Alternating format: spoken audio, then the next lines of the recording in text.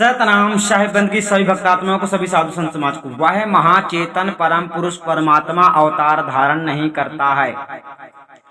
इस बात पे ध्यान रखना है, जितने पाखंडी लोगों ने उल्टे सीधे ग्रंथों से यानी अनुराग सागर, कबीर सागर जैसे अनेक प्रकार के ग्रंथों से अपने अवतार होने का सिद्ध किया है। यानी जैसे कोई कहता है ना, जो गरीबदास वाली आत्मा है वो नानक वाली आत्मा है और ये संसार में परमात्मा कबीर साहब के अवतार हैं। तो यहाँ पर थोड़ा ध्यान रखना, साहब ने कहा वह महाचेतन परम पुरुष परमात्मा अवतार धारण नहीं करता। ध्यान से इस बात को समझना है।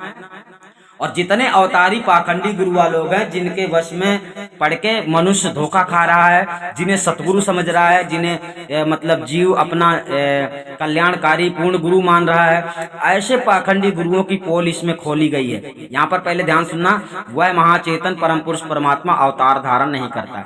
जितने अवतारी हैं यानी संसार में जो गर्भ से जन्म लेता है वो अवतारी पुरुष ही माना जाता है। और वो कोई कहे कि मैं कबीर का अवतार हूँ, ये गलत बात है। क्योंकि यहाँ पर रामायणी में जानिए सतगुरु कबीर साहब का असली वचन रामायणी नंबर 75 में, तेही साहेब के लागम साथा दुई दुख मेट के हों सना था। दशरथ कुल अवतरी नहीं आया, नहीं लंक के राव सताया, नहीं देवकी के गर्भ ही आया, नहीं जसोदा गोद खिलाया। पृथ्वी रवन धवन नहीं करिया, पैठी पाताल नहीं बलि छलिया, नहीं बलि राजा सो मांडल रारी, नहीं हरणा कुछ बदल पछारी। बराह रूप धरणी नहीं धरिया, छत्री मार न छत्री नहीं करिया, नहीं गोवर्धन कर गई धरिया, नहीं ग्वालन संग बन बन फिरिया। गंडू की शालिग्राम नहीं फूला, मच्छ कच्छ होए नहीं जल डोला। द्वारावती शरीर नहीं छाड़ा, ले जगन्नाथ पिंड नहीं गाड़ा। अब यहाँ पर समझिए, कहाँ कबीर पुकार के वह पंथे मति भूल, जहीं राखे अनुमान कैसो थूल नहीं अस्थूल। ध्यान रखना है, ये आज के लिए नहीं है, हमेशा के लिए सदगुरु कबीर साहब ने जो बोल दिया है वो सदा के लिए सत्य है। और आप लोगों को मान लेने में ही आप लोगों की भलाई है। फिर भी आप मानोगे हमारा गुरु कबीर का अवतार है, जैसे संत रामपाल को बोलते हैं वो तो पूर्ण परमात्मा है।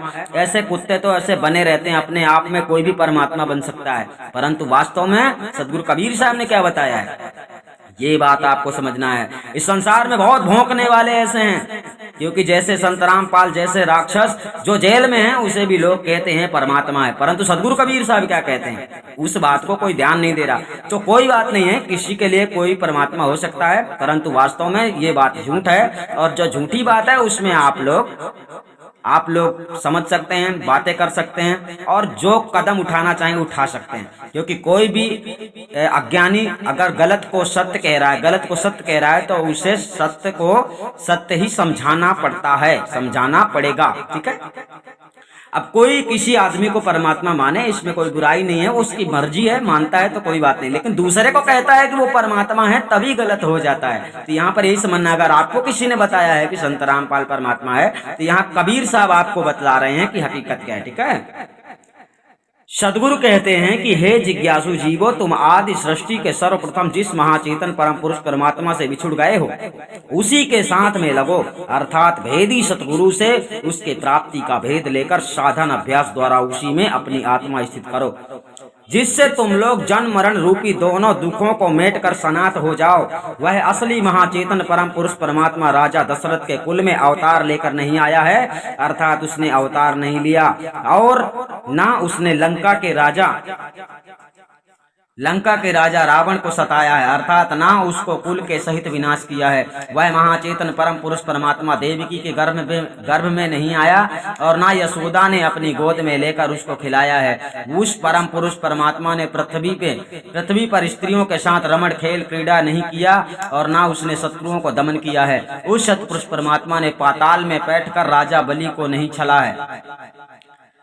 विशेष रूप से समझें, अर्थात वह सत्य पुरुष परमात्मा ना तो देवकी के गर्भ में कृष्ण रूप से आया है और ना यशोदा ने अपनी गोद में लेकर उसको खिलाया है, एवं ना उसने पृथ्वी के ऊपर स्त्रियों के साथ रमण खेल क्रीड़ा ही किया है और ना उसने शत्रुओं पर दमन किया है, एवं ना उसने पाताल में बैठकर वामन रूप से राजा बलि को छला है। उस परमात्मा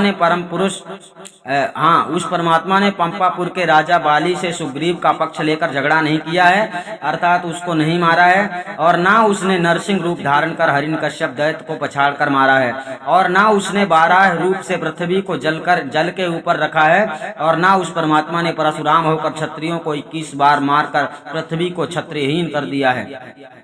ना उस परमात्मा ने गोवर्धन पर्वत को हाथ में पकड़कर हाथ पर धारण किया है, और ना वह ग्वाल बालों के साथ वन वन ये अर्थात एक वन से दूसरे वन में फिरा है। ना वह परमात्मा गंडक नदी में शिला रूप शालिग्राम बना है, और ना वह मत्स्य तथा कच्छप रूप होकर जल में घूमा फिरा है। ना उस परमात्मा के द्वारिकापुरी प्रभास में शरीर को छोड़ा है, ना जगन्नाथपुरी में ले जाकर उसका शरीर गाड़ा गया है। सदगुरु कबीर साहब पुकार कर कहते हैं कि हे मनुष्य जीवो, तुम लोग उन अवतार मार्ग में कोई मत भूल जाओ। तुम लोग जिसको कल्पना करके यह समझ रखे हो कि वह ब्रह्म सगुण साकार और निर्गुण निराकार दोनों रूप है, किंतु वह असली परमात्मा नहीं है, क्योंकि वह असली महाचेतन परम पुरुष परमात्मा तो उन दोनों के परे है, और वह ना सगुण साकार है और ना निर्गुण निराकार है। सदगुरु कहते हैं कि हे जिज्ञासुओं, आप लोग इन अवतारों में ना भूलो, अर्थात अवतारों को ही सर्वोपरि ना मानो, क्योंकि मोक्ष तो अपने चेतन आत्म स्वरूप परिचय ज्ञान से ही के सहित उस महाचेतन परम पुरुष परमात्मा के साक्षात प्राप्ति से होता है। आप लोग जिसको अपनी कल्पना से परमात्मा मान रखे हो, अब यही बात है, कल्पना से जिसने मान लिया है कि वो परमात्मा है, वो परमात्मा है, वो परमात्मा है, तो परमात्मा जैसा है वही होगा। परमात्मा होने का अधिकारी कोई ही हो सकता है जो परमात्मा है, ठीक है। वह असली परमात्मा नहीं है। असली परमात्मा तो ना स्थूल सगुण साकार है और ना सूक्ष्म निर्गुण निराकार है, वह इन दोनों से परे है। अतः ये सब माइक साकार रूप अवतार विष्णु भगवान के होते हैं। वह एक सिद्ध योगेश्वर जीव है। वाल्मीकि रामायण तथा भागवत पुराणों में विष्णु भगवान के ही उक्त 10 अवतारों का प्रतिपादन है।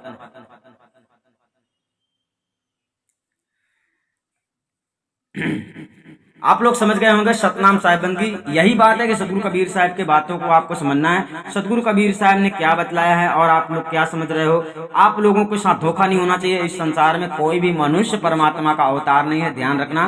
परमात्मा का एक ज्ञान ही है जो आप लोगों को सच्चा सतगुरु दे सकता है। इसलिए इस संसार में आपको सच्चे सतगुरु की तलाश करना चाहिए, जो सतगुरु कबीर साहब के उपदेश में आपको चलाकर आपको मोक्ष दिला सके। सतनाम साहिबन की हम आपको फिर मिलेंगे।